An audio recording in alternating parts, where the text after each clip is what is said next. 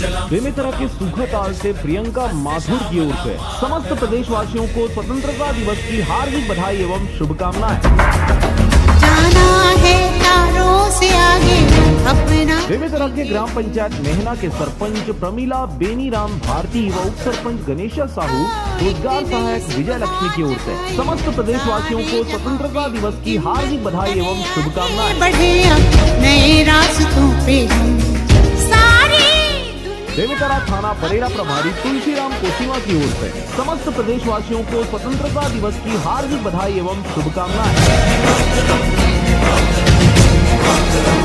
बेमेतरा के ग्राम पंचायत संबलपुर के सरपंच आशा योगेंद्र कुर्रे, सचिव ईश्वर प्रसाद बंजारे व उप सरपंच राज तेलवलकर की ओर से समस्त प्रदेशवासियों को स्वतंत्रता दिवस की हार्दिक बधाई एवं शुभकामनाएं।